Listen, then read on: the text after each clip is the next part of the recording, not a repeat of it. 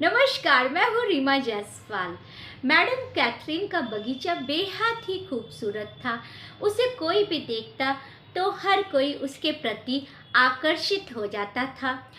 उस बगीचे से हम बालकन की चोटियों को आराम से देख सकते थे। साथ ही उनकी बगीचे के चारों ओर तारे लगी हुई थी और ढेर सारी हम कह सकते हैं झाड़ियाँ भी थी। साथ ही ढेर सारे घास और पेड़ पौधे तथा फल भी उपस्थित थे उस बगीचे में। उस बगीचे से दो रास्ते निकलते थे। बाईं ओर मैडम कैथरीन का घर अंदर की ओर जाता था, जिसमें उस घर में सीढ़ी भी थी, और दाईं ओर अस्तबल भी था जहाँ पर ढेर सारे घोड़े भी थे और एक छोटा सा रास्ता भी था जिससे हम घर के अंदर जा सकते थे। यहाँ पर हम देखते हैं लूका और निकोला, दो नौकर उपस्थित थे। निकोला जो था वो बुल्गारिया का एक बहुत ही सुंदर वस्त्र पहने हुए था। यह वस्त्र जो था बेहद ही खूबसूरत था। ढीला ढाला तरह का पैजामा उसने पहन रखा था। साथ में उसके कुर्ते में बास्केटदार कह सकते हैं कला उसमें एक तरह से बनाई हुई गई थी। चलिए अब आगे देखते हैं।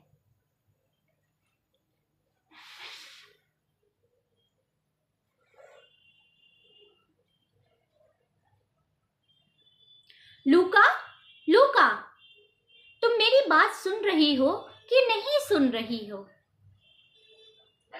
ये तुम्हारे लिए आखिरी चेतावनी है। तुम्हें मेरी बात सुननी होगी। लूका, तुम मैडम मालकिन की अवहेलना इस तरह से नहीं कर सकती हो। मैडम सपने में भी अपनी अवहेलना स्वीकार नहीं कर सकती हैं। लूका,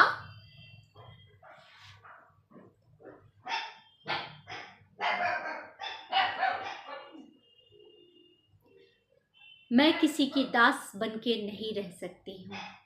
दास? तुम ये क्या कह रही हो?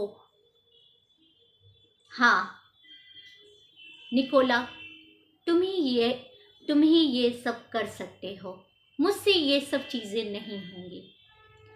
लूका, तुम्हारा कहने का तात्पर्य क्या है? तुम ऐसे कैसे बोल सकती हो? तुम क्या मालकिन की अवहेलना करोगी? हाँ, करूंगी। तुम क्या मालकिन की बेइज्जती करोगी? हाँ, करूंगी। ऐसे कैसे कह सकती हो तुम? क्यों नहीं कह सकती हूं? मैं मालकिन की बेइज्जती, मालकिन की अवहेलना बार बार करूंगी। ठीक है, मैं तुमसे शादी नहीं करूंगा तब। निकोला, तुम मालकिन के लिए मुझसे लड़ रहे हो? हाँ, हमें ये नहीं भूलना चाहिए, हम इस घर के नौकर हैं और हमें अपनी मालकिन के प्रति वफादार रहना चाहिए। हाँ, तुम ही रहो वफादार। मुझे बिल्कुल वफादारी में कोई दिलचस्पी नहीं है।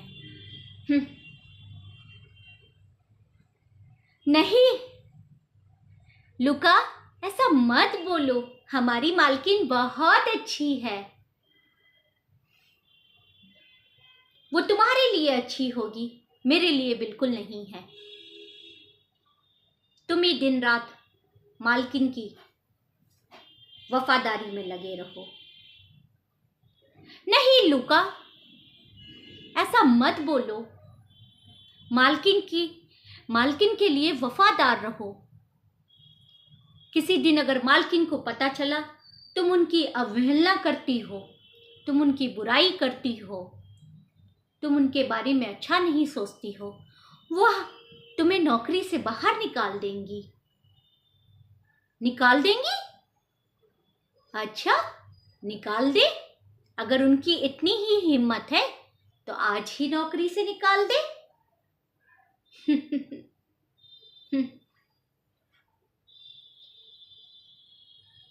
फिर तुम्हारे पिताजी का क्या होगा, जो किसानी करते हैं, जो 2 वक्त की रोटी भी आसानी से नहीं कमा पाते हैं अपने घर के लिए।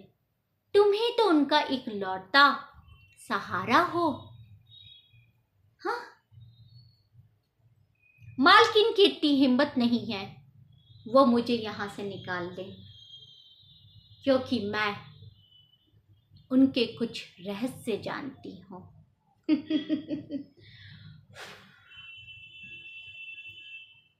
रहस्य? रहस्य तो मैं भी जानता हूं। मैं यहां पर पिछले 10 साल से काम कर रहा हूं और ना जाने मालकिन की कितनी रहस्य को जानता हूं। साथ ही साथ राइना मैडम के भी कुछ रहस्य जानता हूं।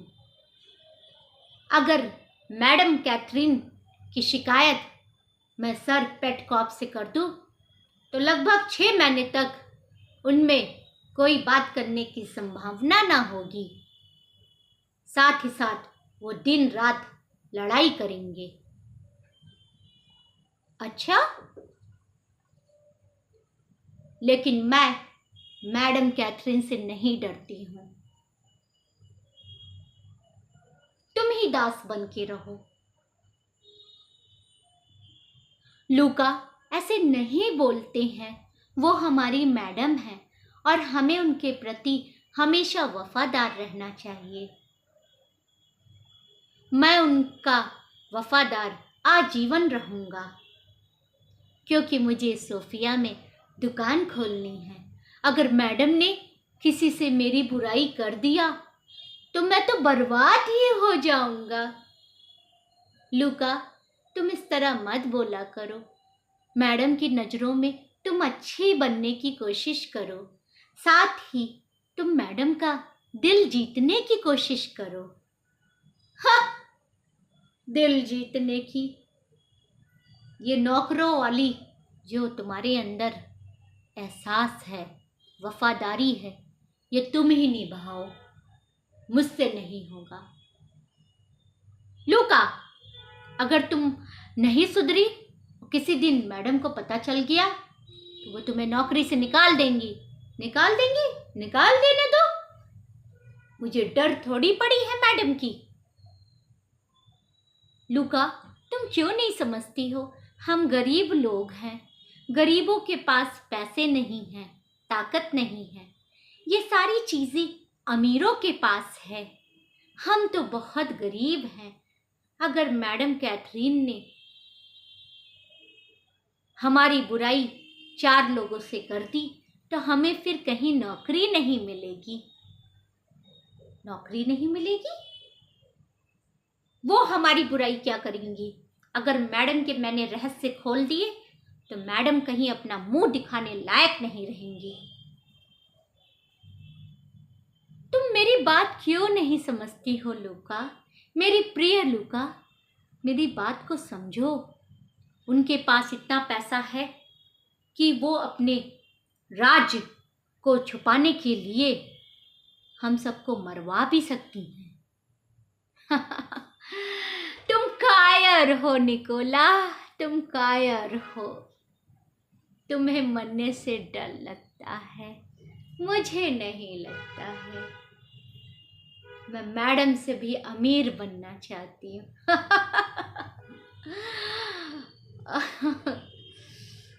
नहीं लूका, तुम ऐसा मत बोलो।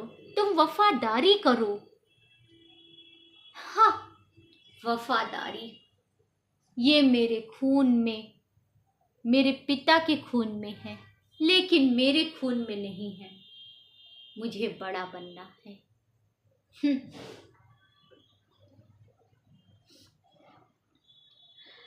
ठीक है, जैसे तुम्हारी मर्जी।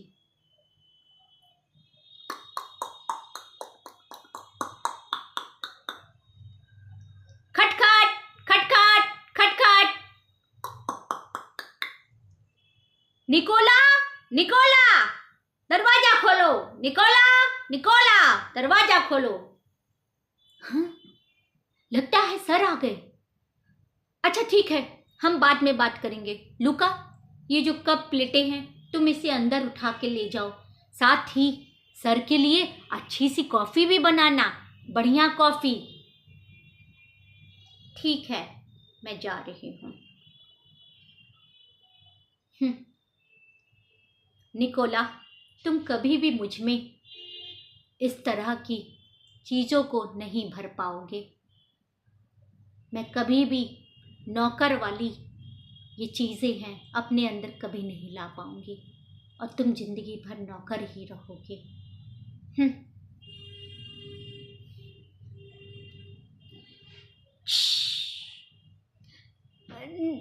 Good morning sir, good morning. इतनी देर क्यों लग रही है निकोला दरवाजा खोलने में? काम कर रहा था ना सर। अच्छा ठीक है।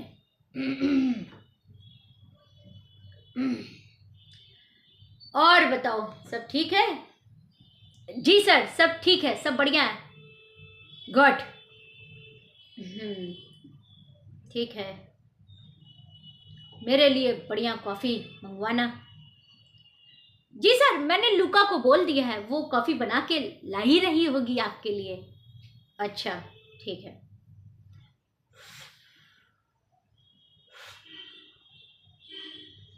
यहाँ पर सर पेटकॉफ वो 50 साल के लगभग हैं। साथ ही वो साधारण दिखने वालों में से एक कह सकते हैं साधारण व्यक्तित्व के आदमी हैं और उन्हें बुल्गारिया से तो प्यार है, लेकिन उन्हें सबसे ज़्यादा अपने मान प्रतिष्ठा, साथ ही साथ उन्हें अपने पैसे की ज़्यादा चिंता रहती है।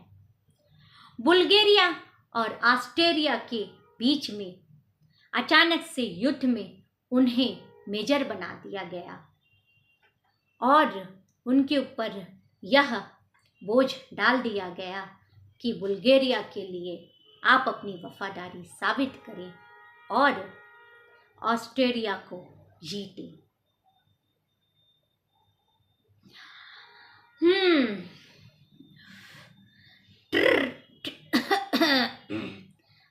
Sir coffee. ओ लूका, कैसी हो तुम? सर मैं बहुत अच्छी हूँ। गुड। लूका, तुम्हें सर्बिया के सैनिक उठा के नहीं ले गए? नहीं सर, नहीं उठा के ले गए। ओके गुड, अच्छा किया। लूका, तुम मेरे लिए कुछ फ्रेंच बरांडी भी लाई हो? जी सर, लाई हूँ। ओके। वाह, क्या कॉफी है! कॉफी और बरांडी का कुछ अपना ही मजा होता है। वाह।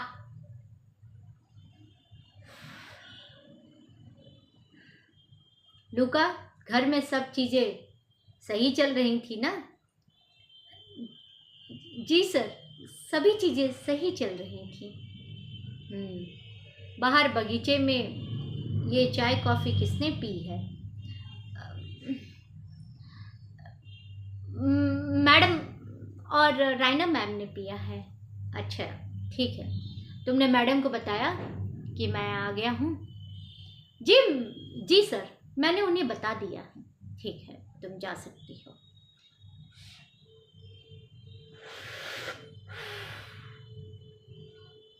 Madam madam madam. क्या हुआ निकोला? मैडम, सर आ गए हैं, पेटकॉफ सर आ गए। ओह, आ गए हैं। तुमने उन्हें कॉफ़ी पूछा? हाँ मैडम, लूका लेकर गई है, वो आपको याद कर रहे हैं। ठीक है, बोल दो, मैं आती हूँ।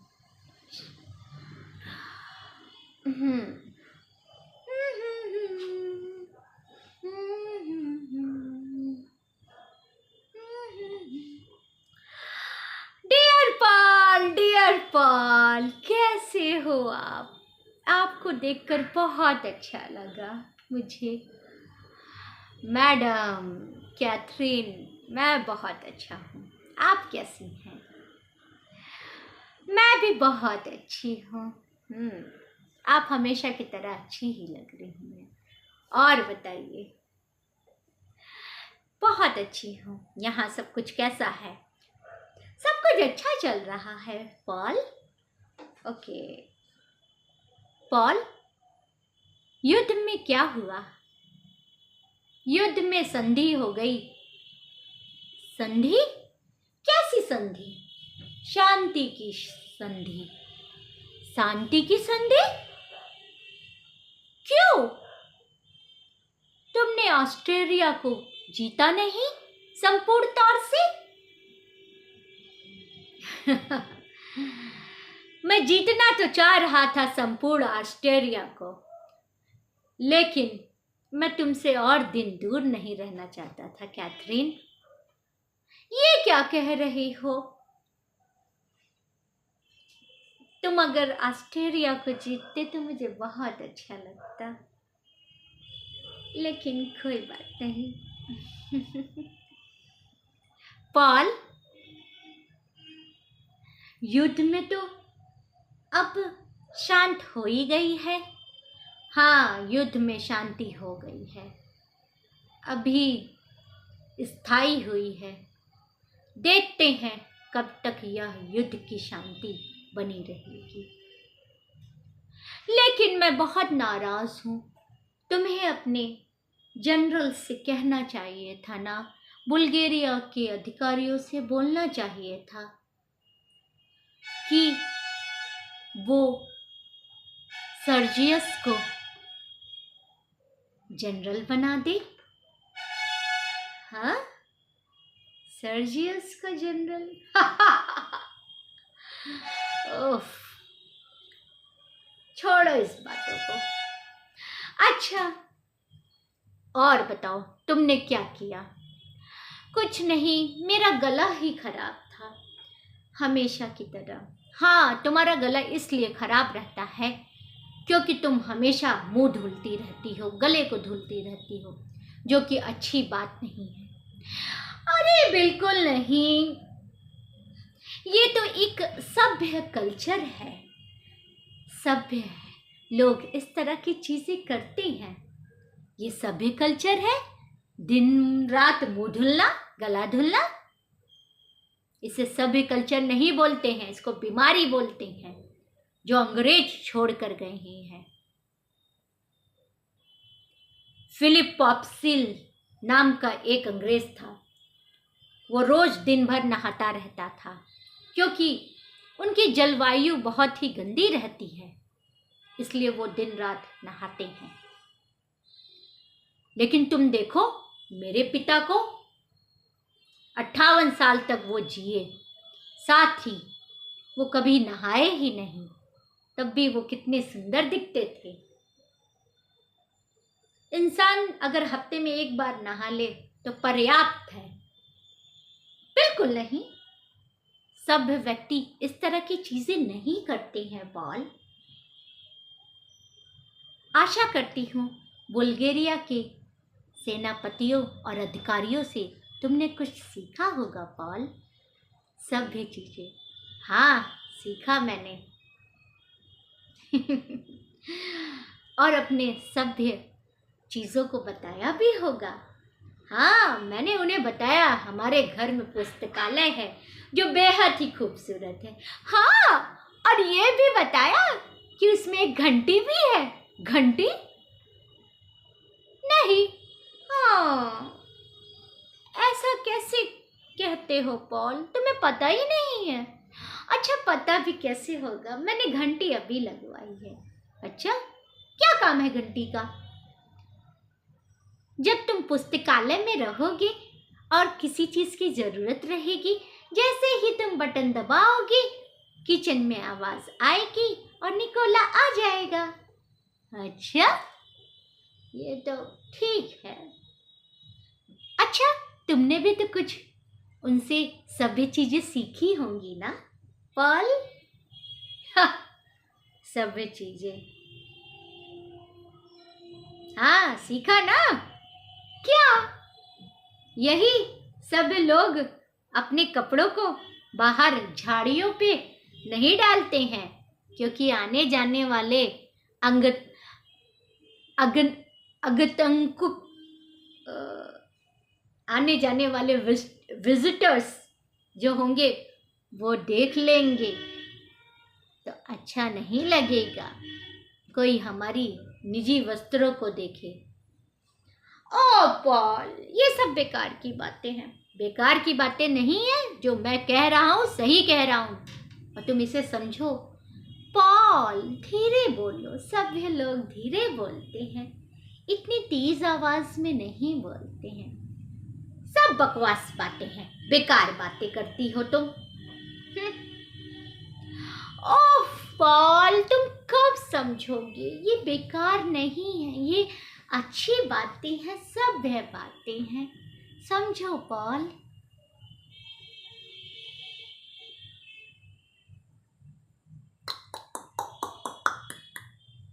खटखट खटखट खटखट खटखट।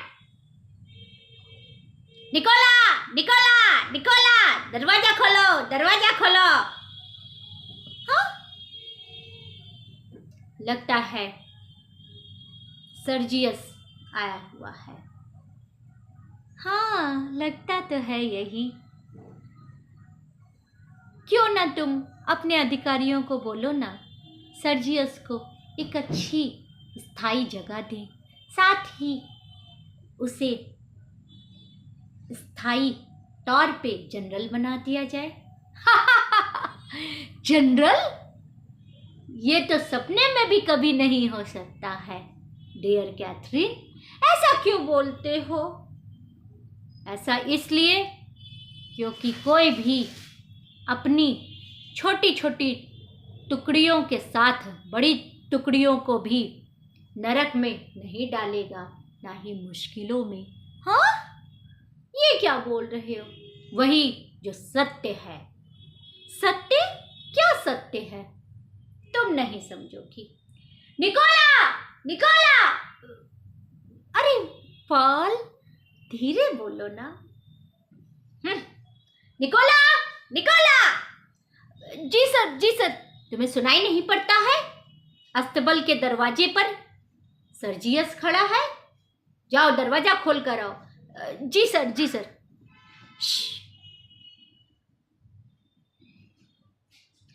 ओ, ऐसा मत बोलो डियर पॉल। एक काम करना, तुम रायना को बोलना, जब तक वो इसे अपने बातों में ना एक तरह से फंसाए रहे, तब तक हम दोनों यहाँ से चलते हैं। ओ पॉल, नहीं, मुझे बिल्कुल अच्छा नहीं लगता है, क्योंकि सर्जियस एक बातों को बार बार कहता है और मैं बोर हो जाता हूँ। रायना को बोलना इसे हमसे दूर लेकर जाए। थैंक यू एवरीवन, नमस्कार।